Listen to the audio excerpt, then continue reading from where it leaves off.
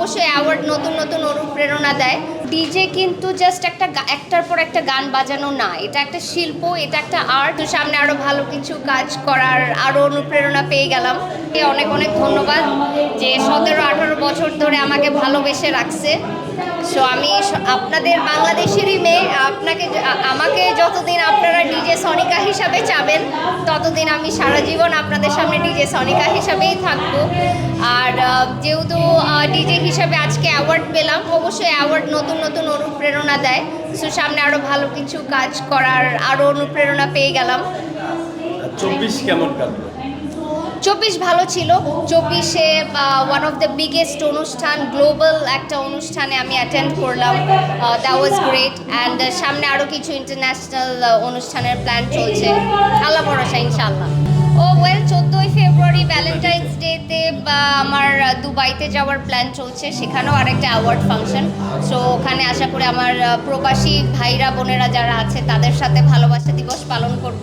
So visa চালু হোক, visa নেই তারপরে ইনশাল্লাহ সবার সাথে অনেক মজা হবে। আপনার কাছে ভালোবাসার সংজ্ঞাটা কি? ভালোবাসার সংজ্ঞা হচ্ছে একটা মানুষ বা একটা জিনিস যেরকম সেভাবেই সেটাকে ভালোবেসে যাওয়া আর সেভাবেই সেটাকে মেনে নেওয়া। আপনার জীবনে কি কেউ বিশেষ আছে? ও হ্যাঁ, অফকোর্স আমার জীবনে অনেক বিশেষ মানুষ আছে।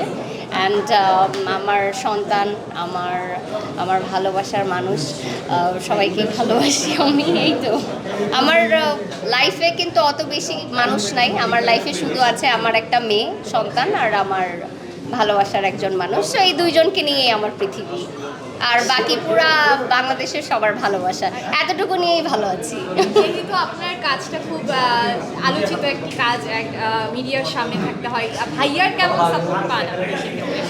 ওর অনেক সাপোর্ট পাই। ও এখনও আমাকে নামাই দিয়ে গেল, লাইক আমি ঢাকার বাইরে থেকে আসছি পুরা এক্সস্টেড, তারপরেও বলতেছে যে না না তোমার যাইতেই হবে, তাড়াতাড়ি যাও। মানে হি ইজ ভেরি সাপোর্টিভ, আলহামদুলিল্লাহ। ডিজে প্রফেশনে যদি ক্যারিয়ার করতে হয়, আপনি কি সাজেশন তাদেরকে দিবেন? আমি সত্যি কথা বলবো ডিজে কিন্তু জাস্ট একটার পর একটা গান বাজানো না, এটা একটা শিল্প, এটা একটা আর্ট। সঙ্গীতের যে আর্ট সেটা বুঝে ডিজে প্রফেশনে আসাটা উচিত। অ্যান্ড এই কাজের, এই প্রফেশনের অনেক প্রসপ্যারিটি আছে বাংলাদেশে। সো আমি আশা করি আমাদের নতুন জেনারেশন যারা, তারা আরও ভালো কিছু দিবে এই সেক্টরে।